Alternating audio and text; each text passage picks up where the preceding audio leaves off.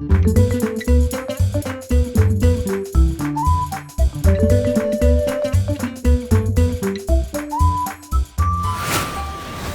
amigos, ¿cómo están? Hey guys, and welcome back to the Language Tutor Spanish series. I'm your profesor de español, Danny Evans.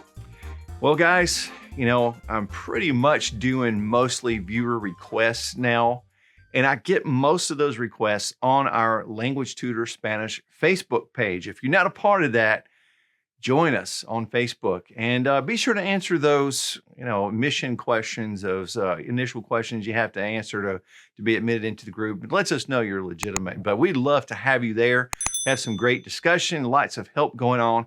But there in that Facebook page, one of our amigos there, Miss Sorcha Murphy, had a really cool suggestion, and that's what I'm going to be covering in this lesson today. So I've touched on a little bit of this before, but most of it not. This is going to be a really good lesson to, I've always said it helps you fill in the gaps. We're filling in more gaps today. So this is all about words that involve any and some and every and no or nothing, stuff like that. Words like anyone, anybody, anywhere, everyone, everybody, everywhere, everything, something, somebody, somewhere, all those kinds of words like that. You know what I'm talking about. Those are the ones we're going to be covering. So if you have a cuaderno and a pluma or bolígrafo ready to write, nosotros vamos ahorita. Here we go. All right, we're going to start with the any words. Now, anyone is going to be the first one. Now, I want to tell you up front that you can't just always go, here's the word in Spanish. Sometimes we have to reword things like this. We have to reword, we have to restructure, think of it in a different way. And you'll see what I'm talking about because we're going to be doing some of that in this lesson. But let's talk about anyone first, all right? Now, I'm just going to give you examples. So here's one. Anyone can pass that test, all right? I hope that's true for you. Anyone can pass that test. I'm going to give you a couple examples. This is the primary way to do this. You would say, cualquiera puede pasar esa prueba. Okay? That is, you're going to see this, like I say, you're going to see this word throughout this lesson here and there. But right now, let's stick with one way. Cualquiera puede pasar esa prueba. Okay, so we're saying like, cualquiera has a couple different meanings, but we're saying anyone. That it really does translate well to anyone here, okay? Now let's go to anything, all right? Anything is possible. Now in this sentence, we're not really going to say anything. It's going to be more, I want to tell you the most common ways to say this. You can structure it a certain way, but this is going to be more common to rephrase it in your brain and say everything is possible, okay? So todo es posible. That's really going to be the most common way. I feel certain that that's how people would say it. And instead of saying anything is possible, everything is possible. Okay, so now you see what I'm talking about. We have to kind of think of things differently. All right, let's do another sentence. I don't have anything to offer, okay? In this case, I think we would need to restructure it as well and say nothing to offer. I have nothing. So no tengo nada que ofrecer. No tengo nada que ofrecer. So I have nothing to offer. That's going to be the most common way, I feel certain, to say something like this. So again, sometimes anything has to be flipped from the negative to the other side. But in this case, it's another reminder that double negatives do work in Spanish. They're the right way to do it sometimes. So we have to use double negatives. That's crazy in English, isn't it? Here's another example. You can have anything you want. All right, that sounds good. Puedes tener lo que quieras. You can have that which you want. Okay, puedes tener lo que quieras. So you can have that which you want. And of course, we're using the subjunctive structure there. Now, here's another example of anything. If you need anything, let me know. Or I'm going to more specifically say, you can call me. Okay, let's kind of say you can call me instead. So, cualquier cosa puede llamarme. All right. So, whatever thing, you can call me. Cualquier cosa puede llamarme. That's going to be a very common way to say that. Okay. Now let's move to the word anywhere. Anywhere. Let's use this sentence. We can go anywhere you want. Okay. A while ago, you could have anything you want. Now you can go anywhere you want. All right. We can go anywhere you want. Nosotros podemos ir a donde quieras. Nosotros podemos ir a donde quieras. Okay. So we're really just saying we can go to where you want. Okay. So we're really not saying a word for anywhere. All right. Now let's look at another one though that does kind of say anywhere. You can find these anywhere. Okay. You're talking about something. Oh, where'd you buy this? Oh, you can find these anywhere. Okay. Puede encontrar estos en cualquier lugar. Okay. There's that word again. You can see this is very popular. This cualquier is en cualquiera is very popular in stating these types of phrases. So puede encontrar estos en cualquier lugar. All right. Now, another any phrase, anytime. We can go to the mall anytime you want. Sounds like you've been a really good person. You get anything you want, anywhere you want. All right.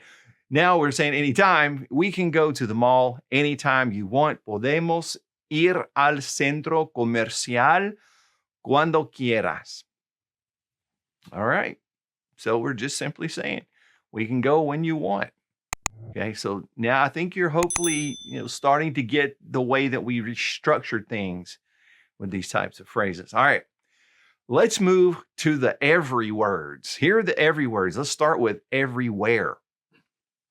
In this sentence, I looked everywhere, but couldn't find them. This is what it would look like. Los busqué por todos lados, pero no los encontré. Okay. Now you can see direct object pronoun there. Them I looked for. Busqué.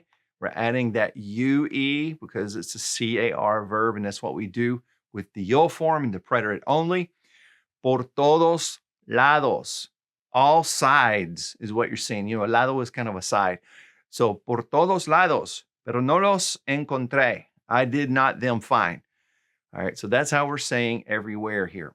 All right, let's look at one that uses everyone. Okay, here's a good sentence. Everyone at the meeting was very nice. Okay, this is what it would look like. Todos en la reunión fueron muy amables. Okay, so really you can see already we're using the word todos, meaning everyone. You remember we learned this a long time ago in an early lesson. Todos can mean everyone, everywhere. It just has a big connotation. It can mean all, I should say. So it's kind of a big word. It has a lot of different meanings. All right, so in this case, we're just saying everybody. Todos en la reunión fueron muy amables. All right. Now let's look at everything. I tried everything I could think of, but couldn't get it to work. All right, it's a big sentence. All right, now, traté de hacer todo lo que se me ocurrió. It's a lot, isn't it? Pero no pude hacerlo funcionar. A lot of words. Okay. So traté de hacer. We usually follow this phrase with an infinitive form, de hacer, and the word de. So I tried to do this, is what you're saying. Tried to do everything I could think of. Todo lo que se me ocurrió. Everything that occurred to me. Pero no pude hacerlo funcionar. But I couldn't make it work. Funcionar. Big sentence. All right, now let's go to nothing. We've learned this before, nada. I did an episode many episodes ago on negatives, word like this. But just to review it, you're going to use a double negative here. I have nothing. No tengo nada. No tengo nada. I don't have nothing. It works in Spanish. I know it's weird, but trust me, it works. Okay. No one. Now, I want to give you two examples of no one. Now, a lot of people think that this is one word in English, but it's actually two words, and it has two connotations. So in this case, no one told us about the party. Oh man, we missed it. No one told us about the party. So this is a review from a previous lesson. As I said, nadie nos habló de la fiesta. Remember, de can imply about as well. So nadie nos habló de la fiesta. Now I want to show you a different connotation. Instead of no one, this sentence. No one person can accomplish that alone. Okay, so here we're not saying no one. We're just saying that no person, no one person, no person alone can do this. You got to have other people. So in this case, it would look like this. Ninguna persona puede lograr eso sola. Okay, so none person is what you're saying. No person can achieve that alone. That's sola. Okay. All right, now I want to move to a new set. Let's look at the word nowhere. Okay, here's a nice long sentence for you. We looked around the city, but our friend was nowhere in sight. Okay? Miramos por toda la ciudad. Okay, so we looked through, por in this case, through all of the city, pero nuestro amigo no estaba a la vista. Okay, so we're saying nowhere in sight was not in sight is really what we're saying. No estaba a la vista.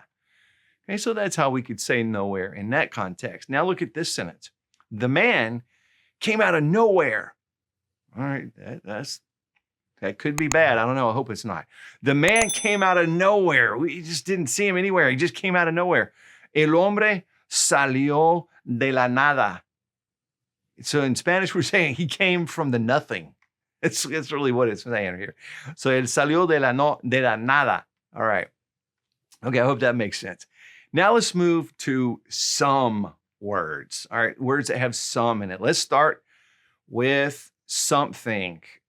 You remember this word. I'm not really going to go in detail to this one very much, but this word algo, meaning something. It's pretty straight, translated fairly straightly, I should say, from English. Necesito algo. I need something. So we can use algo pretty easily. Just also remember though, and sometimes when people are saying they need some of something, they'll use algo de. Then they'll use that with the object they need some of. So that's one way to use that. That's in a previous lesson. Can't remember which number it is right off the bat, but you may scroll back through and see those words and you see more examples. Let's look at sometime. Sometime. Now again, people confuse this in English. There's sometime like this one that has two different words. And then in a minute, we'll talk about sometime as one word. There are two different connotations here. Like this as two words. This is implying a long period of time. I'm going to give you an example. For some we have known the history of that house. Okay. So it's been going on for some time. We've known that. So that's two different words, sometime. So we could do this sentence in Spanish like this. Desde hace tiempo conocemos la historia de esa casa. Okay, desde hace tiempo, for some time. Since it makes time, really is what you're saying. From makes time. All right, practice it, it'll start sounding right to you over time. Now let's look at the word sometime as one word. This implies in English at some point. Okay, at some point this will happen or has happened or can happen. Look at this sentence. Call me sometime and we'll have lunch. Okay, now we're going to use alguna vez for this one. Llámeme alguna vez y almorzamos. Okay, llámame, there we go, alguna vez. And we'll have lunch. Okay, so it's sometime. All right, so it's almost a straight translation. Now, I want to show you one more and that is somewhere. And I hope I've made Sorcha happy in this lesson. But somewhere, let's go somewhere special. Okay? Vamos a un lugar especial. To a place special. We're really just saying to a place. Okay. So that's an example of how we have to kind of reword the thought process before we translate it. And my friends, that wraps up this lesson. Hey, check out my language tutor hoodie. I got it for Christmas this year. And you can have one too. We'd appreciate it because, hey, when you buy hoodies, t-shirts, coffee mugs, whatever, it goes to support our channel. And we sure appreciate it. But I love my language tutor hoodie. It fits great. It feels great. It's nice and soft. It's comfortable. It fits exactly like you would expect. Like I ordered my size and it was right. Okay, so you can get on there in our Teespring shop, look through, buy some stuff with the language tutor on it, help us spread the word. We'd appreciate it. And by the way, I want to say a very big thank you to all of you who have been donating to the language tutor channel. It means so much to the team. It really does. We see those coming in, and every single time, no matter how much it is, we say thank you. It means so much. We really do appreciate you. And amigos, that's it for this lesson. Thanks for joining me on this lesson. I hope I made Sorcha proud, and I hope I've helped you out as well. And I wish for you, my friends, paz y bendiciones, peace and blessings. And I'll see you on the next episode. Hasta pronto.